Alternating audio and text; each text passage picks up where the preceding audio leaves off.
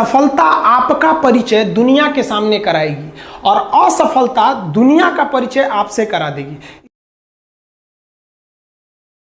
कहते हैं ना कि महफिल भी रोएगी, हर दिल भी रोएगा, डूबेगी कश्ती मेरी तो साहिल भी रोएगा। इतना प्यार बांटूंगा इस दुनिया में ऐ मेरे दोस्त कि मेरे मरने के बाद मेरे आशिक तो क्या मेरा कातिल भी रोएगा। और दुनिया में ना किसी भी समस्या है भाई, उसका सबसे अच्छा एक टोल फ्री नंबर है। दुनिया की कोई भी समस्या का सबसे टोल फ्री नंबर है दोस्त। एक बढ़िया दोस्त बनाओ भाई, 2-4 लोगों का, और उनसे ही आप पढ़ाई लिखाई हर तरह के डिस्कस करते रहो। दोस्त से बढ़िया टोल फ्री नंबर कोई नहीं है, हर चीज़ का इलाज है। और कुछ दोस्त जिंदगी में तो ऐसे बनाओ ना जो आपकी प्रॉब्लम को वैसे ही समझ जाए जैसे डॉक्टर की लिखावट मेडिकल स्टोर वाला पढ़ लेता है।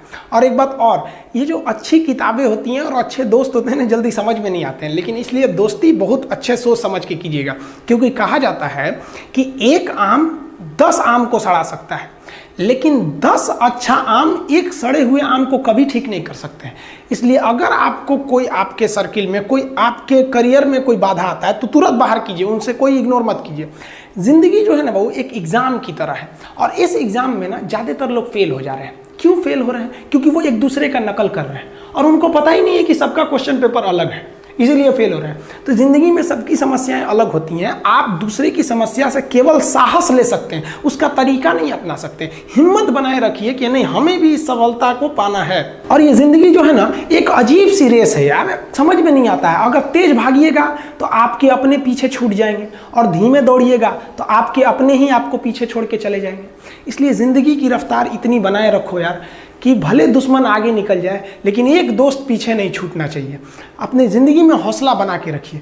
पतंग को पता होता है कि उसका अंत एक कचड़े में जाकर होगा, लेकिन उससे पहले उसे आसमान छूकर दिखाना होता है। पहाड़ों को चीरते हुए जब नदी निकलती है ना तो कभी नहीं पूछती है कि समुंदर अभी कितना दूर है, और नदी में गिरने से तो कभी किसी की मौत नहीं होती है। मरता तो वही है जिसे तैरना नहीं आता है। तो हम सब परिस्थितियों के आगे हार जाते हैं, हम हार जाते हैं। परिस्थितियां सबके सामने होती है, जो डट के रहा उसे मंजिल मिली, और जो नहीं डटा वो हार के चला गया। जब हमारे पास परिस्थितियां आती हैं, हम घिर जाते हैं चारों ओर से, तो हम परिस्थितियों को दोष देने लगते हैं, न कि उस परिस्थितियों से निकलते हैं। कोई मस्जिद जाता है, कोई मंदिर जाता है, कभी सोचा है भगवान को कितना बुरा लगता होगा? सोचते होंगे कि बंदा केवल हमसे मांगने ही आता है। यार कभी मिलने भी आया करो। हमको तो लगता है किसी दिन भगवान निकल के बोलेंगे कि यार केवल तुम लोग हमसे मांगने ही आते हो, कभी मिलने भी आया करो। तो भगवान से या अल्लाह से सबसे एक दुआ मांगिए कि आप हमको मुसीबत देना है, आप दीजिए। आप जिस तरह से हमें खुशी देते हैं उसी तरह से हम आपके दिए गए दुखों को भी अपनाएंगे, लेकिन हाँ, उस दुख से लड़ने की हिम्मत भी जरूर दीजिएगा। और सबको अपने अपने कर्मों का पता होता है, यूं ही गंगा किनारे इतनी भीड़ नहीं लगी रहती। देखिए जिंदगी में आपसे भी कुछ गलतियां होंगी, और गलती किससे होती है? जो काम करता है, मेहनत करने वालों से ही तो गलतियां होती है। निकम्मों की तो पूरी जिंदगी निकल जाती है दूसरों में कमी ढूंढते ढूंढते। देखिए सफलता और असफलता में थोड़ा सा का अंतर है। सफलता आपका परिचय दुनिया के सामने कराएगी और असफलता दुनिया का परिचय आपसे करा देगी। इसलिए सफल जरूर होइए। देखिए 97% लोग जो है ना वो थक के किसी काम को छोड़ देते हैं, और जिंदगी भर उन 3% लोगों के लिए काम करने लगते हैं जो कभी भी हार नहीं मानते। मेहनत बता देता है कि परिणाम कैसे मिलेगा, वरना परिणाम तो बताता ही है कि आपका मेहनत कैसा था। कुछ लोगों को लगता है कि उनके पिताजी बहुत पहुंच वाले हैं, दादाजी बहुत पहुंच वाले हैं, तो उनकी बदौलत हमें कोई काम मिल जाएगा, कोई जॉब मिल जाएगा। तो कोई ये बहुत बड़ी बात नहीं है। पहचान से मिला काम बहुत देर तक नहीं रहती है, लेकिन काम से मिलने वाली पहचान आजीवन रहती है। हम स्टूडेंट्स को कहना चाहेंगे, आजकल स्टूडेंट्स को पता नहीं क्या हो गया है ना, सोचना वो लड़की के पीछे पगलाया है, कहता है कि लव हो गया। भाई दुनिया में लव नहीं होता है किसी से, ये एक अट्रैक्शन है सबको। मान लीजिए मेल है तो उसे फीमेल से होगा, फीमेल से है तो उसे मेल से होगा। तो कोई कैसे कहेगा कि हम तुम्हारी ओर अट्रैक्ट हो रहे हैं? तो उसको छुपाने के लिए कहता है हमको लव हो गया। भैया लव अब नहीं हो गया। अगर आपसे कोई कहता है ना कि आपको वो आपसे ट्रू लव करता है, तो उससे कहिएगा कि हमको अभी मेरा किडनी खराब हो गया, 1 लाख रुपए की ज़रूरत है, नहीं देगा। लेकिन आप अपने माता पिता से कहिएगा कि हमको 1 लाख की ज़रूरत है, और रियल में भी अगर हो जाएगा तो वो अपना शरीर बेच देंगे आपके लिए, लेकिन वो नहीं बेचेंगे। ये होता है लव। लेकिन लोग अट्रैक्शन को लव कहते हैं, उसके लिए पूरी ज़िंदगी बर्बाद कर देते हैं। ये सब बाबू गलत चीज़ है। जो आप अपना देखिए, आप अपना करियर छोड़ के अगर इस सब चीज़ में जाइएगा तो पूरी लाइफ बर्बाद हो जाएगी। आप जो रिश्ता खोजते हैं अपना कॉलेज में, कोचिंग में, ये सब परमानेंट रिश्ते नहीं हो सकते हैं। हाँ, अगर आप गर्लफ्रेंड से शादी करेंगे तो ये आपके लिए बेस्ट लड़की होगी, लेकिन माँ बाप जो ढूंढ के लाएंगे, जो भगवान आपके लिए बनाया है, वो लड़की आपके लिए यूनिक होगी। If you will best you will number one, and if you will unique you will only one. तो याद रखिएगा, जो भगवान आपको बना के जोड़ता है ना, वो रिश्ता सबसे अच्छा होता है। अपने माँ बाप को देखिए ना, क्या झगड़े नहीं हुए, लेकिन आज भी वो लोग एक साथ रहते हैं। लेकिन फिर भी आप देखिए आजकल के जो वेस्टर्न कल्चर आ गया, क्या वेस्टर्न कल्चर हो गया समझ में नहीं आता है। प्यार और छोहाड़ा, इसकी ज़िंदगी ना 1 साल होती है, 1 साल में ही खराब हो जाता है। ये वेस्टर्न कल्चर है, हमारी भारत की संस्कृति नहीं है। हम गर्व करते हैं, हमें अहंकार है, हमें गुरूर है अपने भारत की संस्कृति पर, जहाँ एक छोटी सी बच्ची भी गुड़िया खरीदती है ना तो उसके लिए दुपट्टा खरीदती है। और यार अगर आपको दिल लगाना ही है तो किताबों से लगाओ ना यार, बेवफा भी निकलेगी तो मुकद्दर बना के जाएगी।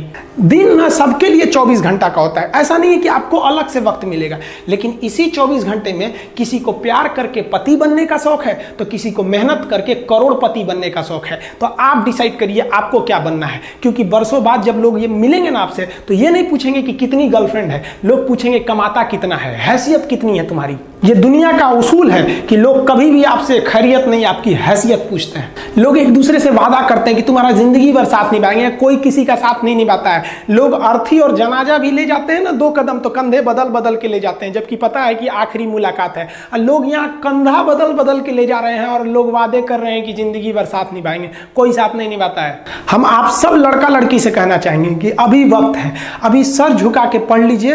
वादा है आपसे कि जिला में सबसे ऊंचा सर आपका होगा, लेकिन अगर अभी आप सोचिएगा आराम करने के लिए, पूरी जिंदगी आपको तकलीफ उठानी पड़ेगी। अगर आज आप किताबों के दीवाने हो गए ना तो कल दुनिया आपकी दीवानी हो जाएगी।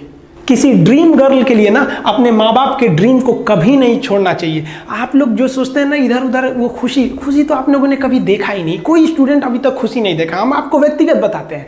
देखिए खुशी कब मिलेगी आपको, जिस दिन आपको जॉब मिलेगा ना, और जो पहली सैलरी मिलेगी वो भी नहीं खुशी है। जब आप अपनी पहली सैलरी ले जाके अपनी माँ के हाथों में देंगे ना तो आपकी आंखों में आंसू होगा।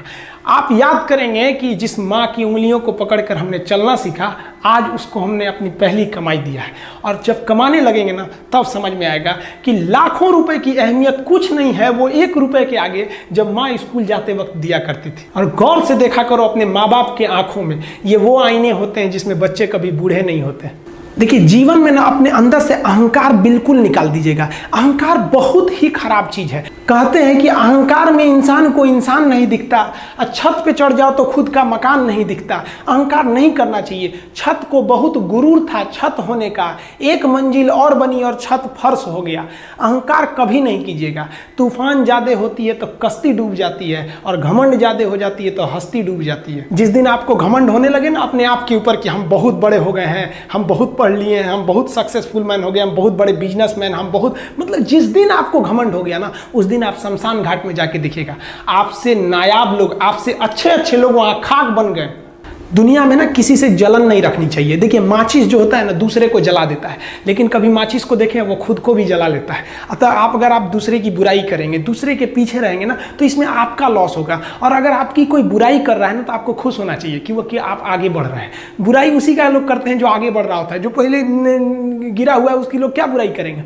और जब भी आपकी कोई बुराई करे तो आप उसे सहज स्वीकार करें, और आप उसे प्रूव मत कीजिए कि हम ये नहीं हैं। हम लोग गलती क्या करते हैं स्टूडेंट लोग कि प्रूव करने लगते हैं। नहीं, आपको अपने आप को इंप्रूव करना है। अगर कोई गलती हो गई है, आपको कोई बुराई कर रहा है तो आप उसको सहज स्वीकार कीजिए। जिस दिन आपके अंदर अपनी बुराई सुनने की क्षमता आ गई, यकीन मानिए आप सफलता के दहलीज पे अपनी पहली कदम रख दिए उसी दिन।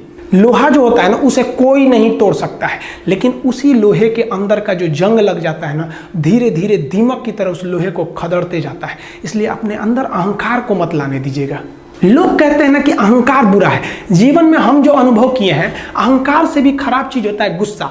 देखिए अहंकार उत्पन्न ही नहीं होगा जब तक आपको गुस्सा नहीं आए। आप ऐसे नॉर्मल बैठे हैं और आप किसी से कहिएगा कि तुम्हारी क्या औकात है, जब तक आपको गुस्सा ना आए। तो अहंकार एक पेड़ है और गुस्सा उस पेड़ का जड़ है। इसलिए गुस्सा जिस दिन आया उस दिन आप बर्बाद हो जाएंगे। किसी भी व्यक्ति को बर्बाद कराने के लिए सबसे जरूरी है गुस्सा दिलाना। आपको पता है लोहार जो होता है, लोहार वो जानता है कि लोहे को हम ऐसे नहीं मोड़ सकते हैं, बहुत ही शक्तिशाली है, इसलिए लोहार ना इस लोहे को ना आग में डाल के इसे गुस्सा दिलाता है। जब ये गुस्से से लाल हो जाता है ना, तो जहां गुस्सा आया आप अपनी ताकत खो देते हैं, और ये लोहा अपनी ताकत खो देता है और एक मामूली हथौड़े के चोट से लोहा मुड़ जाता है। तो जिस दिन आपको गुस्सा आ गया, समझ जाइए कि आप अपनी ताकत खो रहे हैं। जब हम जन्म लेते हैं तो जन्म से ही हमारी जीभ रहती है और मरने तक हमारे साथ जीभ रहती है, क्योंकि वो बहुत ही नरम रहती है, उसे गुस्सा वो बहुत हार्ड नहीं होती है। लेकिन जन्म लेने के बाद दांत आता है और दांत काफ़ी कड़ा होता है और मरने से पहले ही दांत चला जाता है। यानी अगर आप नरम रहेंगे तो काफ़ी लंबे समय तक रहेंगे, और जहाँ हार्ड होंगे आप वहीं आपका पतन चालू हो जाएगा। इंसान 3 साल में बोलना सीख जाता है, लेकिन उसे क्या बोलना है ये सीखने में उसे पूरी जीवन लग जाती है। शब्दों का इस्तेमाल बड़ा सोच समझ के कीजिएगा, ये आपके माँ बाप के दिए गए परवरिश का एक सबूत होता है। अतः आप अगर किसी से अपशब्द बात करते हैं तो सभ्य व्यक्ति आपको नहीं कोसेगा, बल्कि आपके माँ बाप को कहेगा कि इसे संस्कार नहीं सिखाया। ये शब्द जो होते हैं हमारी परवरिश का परिचय करा देते हैं। शब्द का इस्तेमाल भोजन की तरह करना चाहिए। जिस तरह से भोजन को बनाने के बाद थोड़ा सा चख लिया जाता है, उसी तरह शब्द को दूसरे के सामने बोलने से पहले एक बार जरूर चख लीजिएगा।